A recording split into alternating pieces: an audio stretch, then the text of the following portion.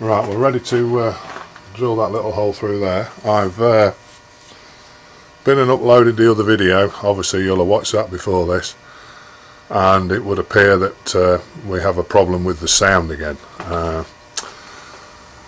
It's a bit of a bugger. What it seems like is that with this external mic on top of the camera, you've got to be stood right next to it, otherwise it won't pick you up. It didn't help because I had put the cat skin thing on top of the microphone, and the only reason I did that was because I know on some videos when I watch them and somebody uses an airline, you get a real, a loud crack through your earplugs if you're watching videos like I do. I tend to sit there with my earplugs in watching them. So I thought I was doing the right thing by putting the cat skin on, but it appears that that's not the right thing to do in here. So I've taken that off and I've upped the volume again. We're about 3/4 of the way up now. We'll just have to play it by ear. I know I can get one of those lavalier mics, that it'll tether me to the camera though. That's the reason why I don't want one. They're not very expensive, but it really isn't something I want to do. I suppose the only real option I've got is to get a wireless lapel microphone where the receiver unit sits on top of the camera and it's plugged directly into the camera, and then I've got a little box on my person with a microphone. Will I get one? I may do one day in the future. It's just at the moment I've spent just middling on this camera and stuff. I mean, you look at the price of Canon 200D, and I've subsequently bought extra batteries, and what else have I bought? Yeah, the microphone, the Rode microphone on the top, and a 18 to 135mm lens, which was a pretty penny just by itself. So I've spent enough at the moment for the time being. Like I say, the cheap lapel microphones that plug in the camera, that'd be alright, but I don't want to be tethered to it. So my only other option really is the electronic one, the wireless one, but that's a good bit more money as well, so we'll have to forget about that for the time being, but I'm sure you boys will understand. So right, let's have a look at where we've got to then. Right, so I've got that marked out. I've clocked it in with the edge finder, so we've literally just got to poke a hole through there, run a little reamer through it. I just want to keep the hole as good as I can. Just running at 1,000 revs, and I've got to keep remembering to stand near the bloody camera.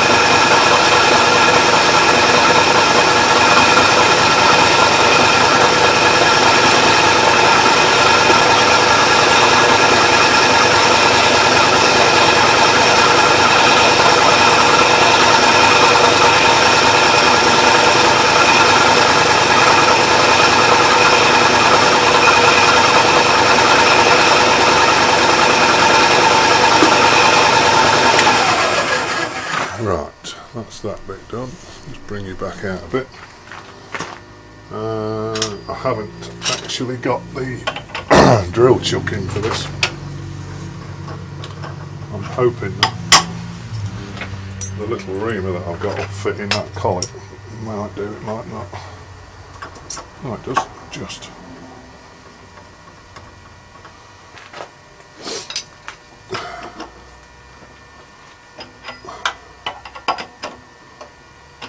I'm a bit pissed off about the volume situation, to be honest.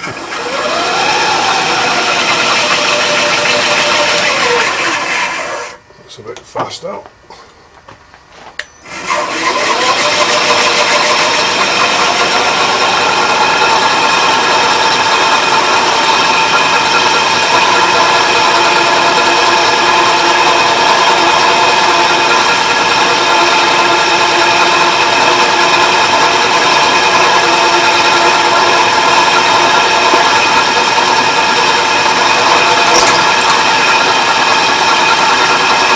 Oh, can you believe it?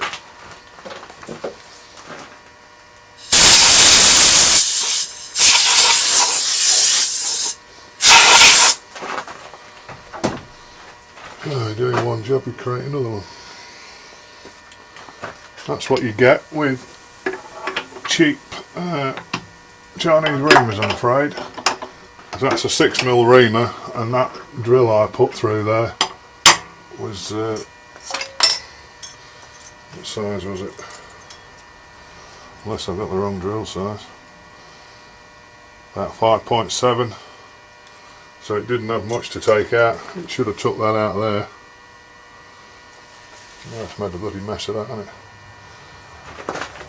Right. Is it going to be one of them days, do you think, boys?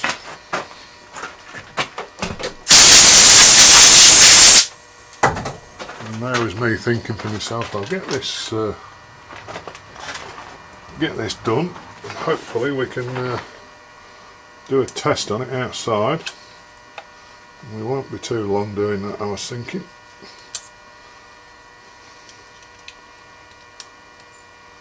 And then hopefully the next video wouldn't be too long. Right, so at least I've got a reference point in there now for my stop.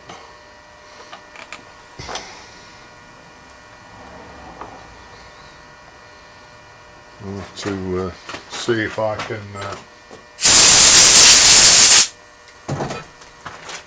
get a punch. Was that going to show that up? I might be a bit close. I'll get a punch, see if I can knock it back through from this side, and then okay. And then we'll find maybe just run a 6mm drill through instead of trying to ring the bloody thing. Right, I'll see if I can thrash that out, and I'll be back in a bit. Right, that's got a 6mm drill in now, so we'll just see what happens. We'll just poke this through, and I've got the little pin that goes to it, so we'll just try it.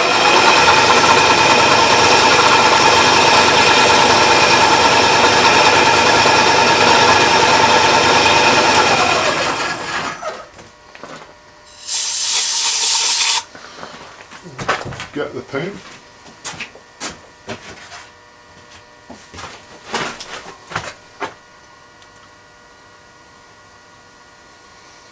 It's a little bit tight, that is. I wonder if we dare run the broken reamer through it.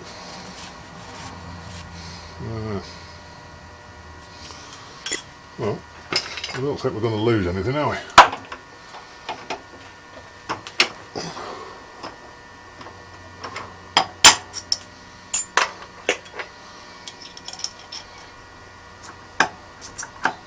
All these professional machinists will be watching me doing this thinking, don't do it!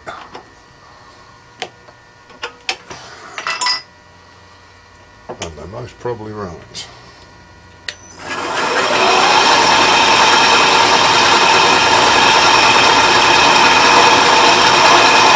Doing something.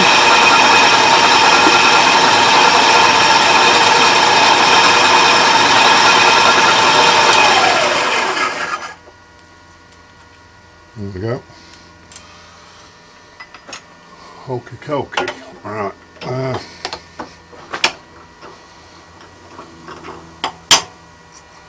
So that hole done, I'll just run a little countersink on the end of that just to square it up a little bit. Just take the rags off either side of the holes. What I'll do now is flip it up the other way and just clock it in and drill the hole in the end for our little rubber to go into. We're all centred up, so I'll just lock that off on there. Zero the knee, because we want to come up 236 thou the knee there.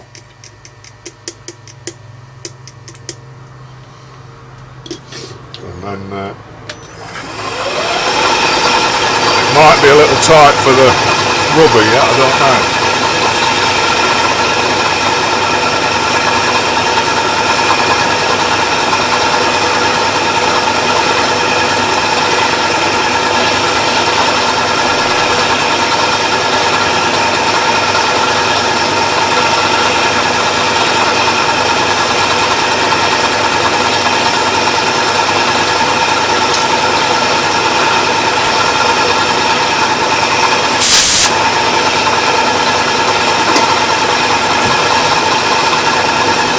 100 thou down.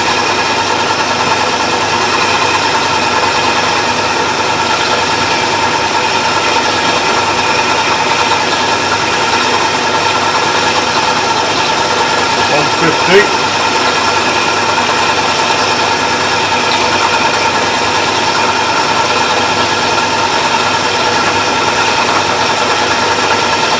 $200.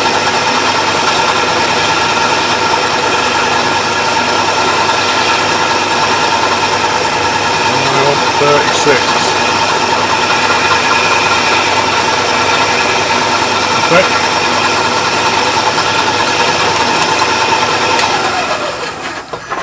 Right, so I'll just quickly put it.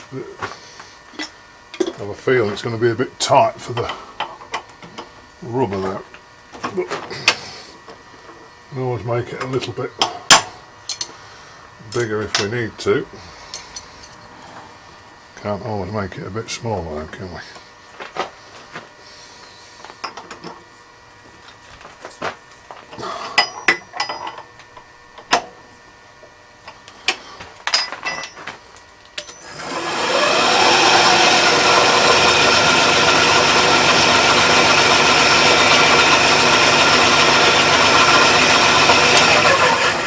Right, now that should be more than enough of a leading edge.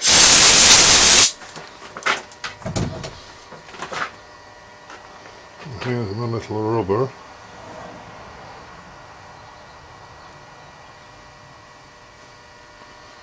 I'll tell you what, I think that will do actually. Oh shit, I've dropped it.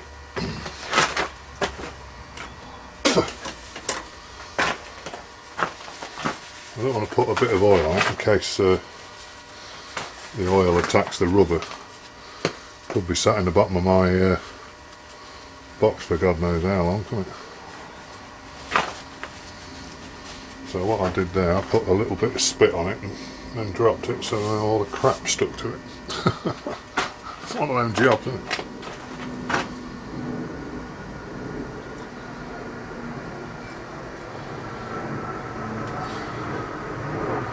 I suppose it's actually hydraulicing a bit, isn't it? Because it's not going to be bouncing on that cushion of air underneath it. I'm just sort of thinking to myself as I'm pushing that,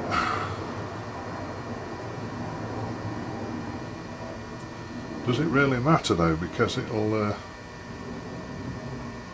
might deform around the part. I think I'm going to leave that like that.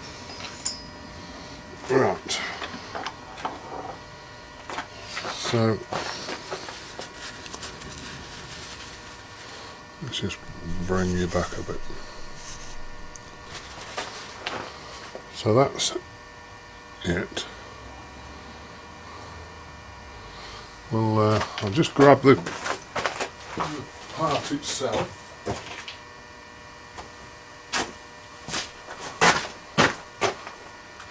Which is that? Right, what we got in here? So I'll slot that into there, like so.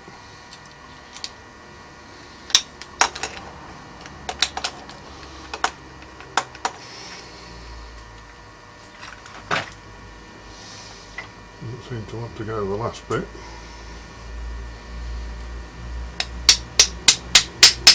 There we go. Actually finished a little tighter than I wanted, but maybe that's not such a bad thing. Right, I've got a little circlip washer to go on there. Well, I know one thing we ought to check.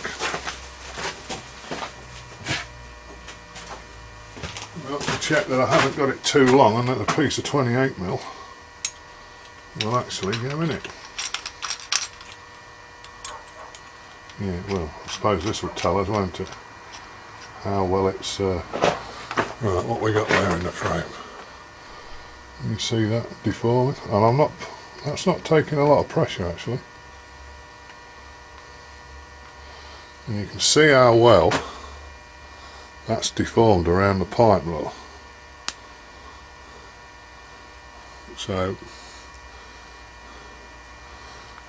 we may stand a chance of it actually working. Right, let's just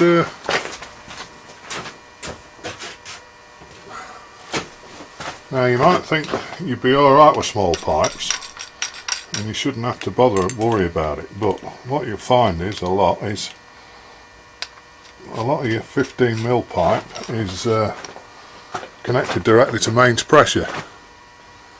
So that to me looks like it's fairly tight in there. Right, well, I'll tell you what we'll do. I'll get that circlip put on there. I don't really want to glue that rubber in, if I'm honest, because all those pencil rubbers, erasers, are pretty much the same size. So, and I always keep a box of those type of pencils in my van for marking pipes up and stuff. So I'm not going to glue it in. What I'm going to do is if this works, I'm going to put that in the compartment in my freeze unit. It's got a little compartment in it where the cables go. So that'll live in there, and I'll most probably chuck 2 or 3 pencils in there as well, so there's always a spare rubber there in case it ever falls out. So we'll find a bit of 28mm pipe and cap end, and then we'll get it rigged up to the mains outside. I'll take the camera outside, we'll see if it'll work. Right, yeah, that's what we'll do. Right, so this is the scenario. I've got it frozen over here, and I've got it frozen over here, and I'm about to cut the pipe to put a valve in. Trouble with a pipe cutter is, once you've gone round so many times and it starts to go, you pretty much cut it completely in half in an instant. It just goes. So, turn the mains on.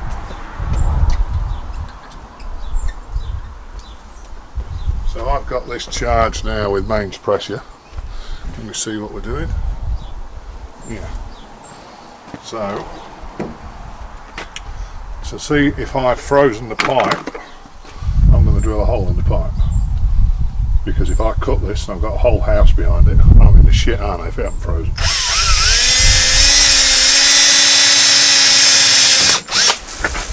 So, put the bucket down there to catch the water. Get this wet through while I'm doing it.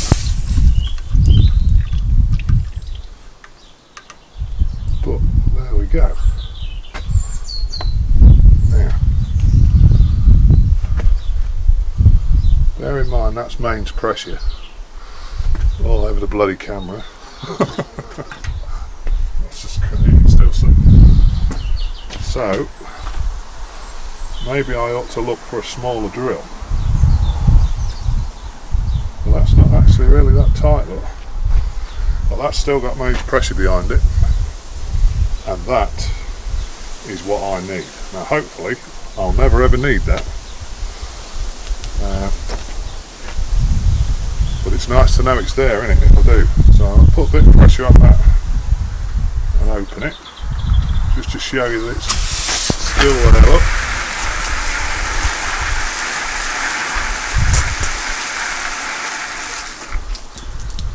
Just turn the water off. Right, I have to remember to cut that bit of pipe off, won't I? So,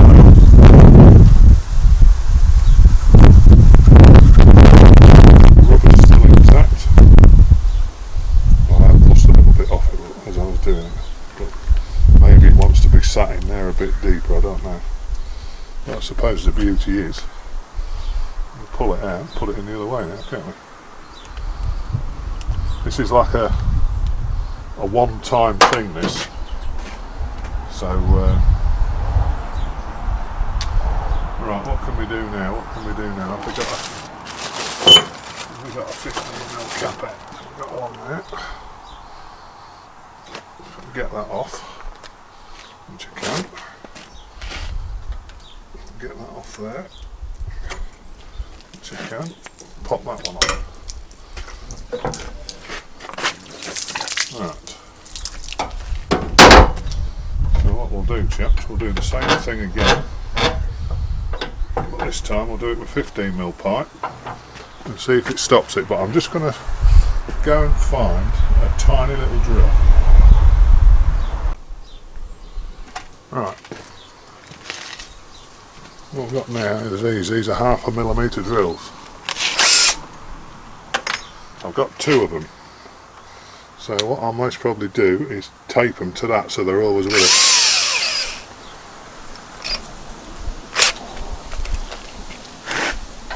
Right, let's try there, shall we? We've got water pressures on.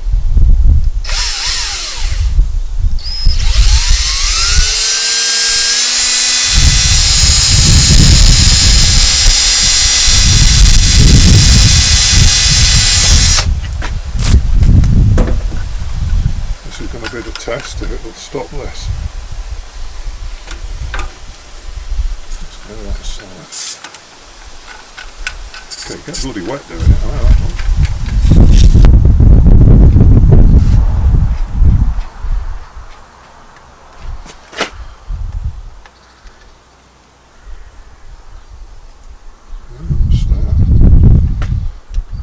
Let's crunch it up a bit.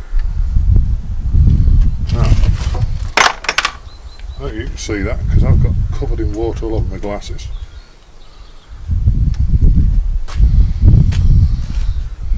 Right, well,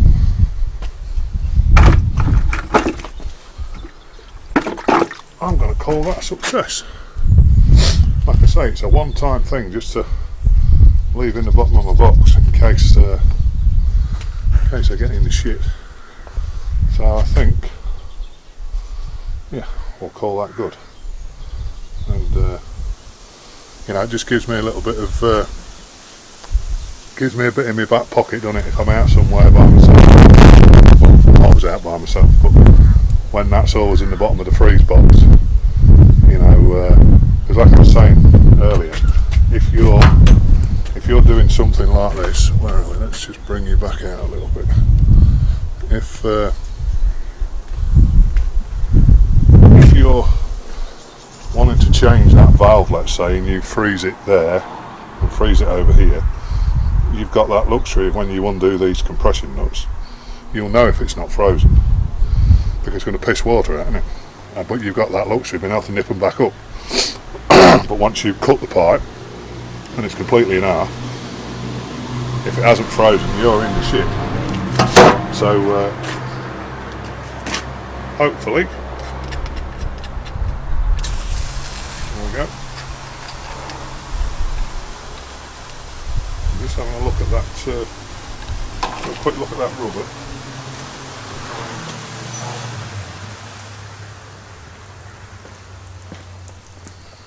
You can just see maybe where the water started to go.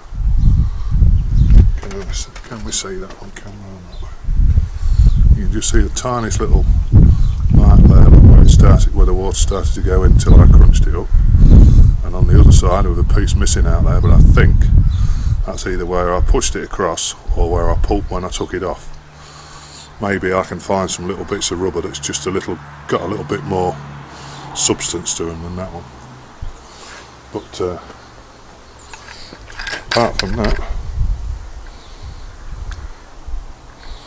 pop that back in there. Like I say, I've got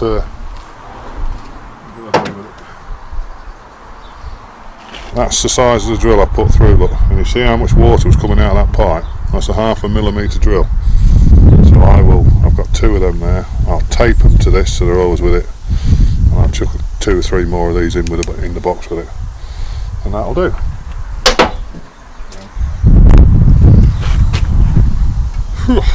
Right, boys, thank you. That'll do. We'll see you on the next one.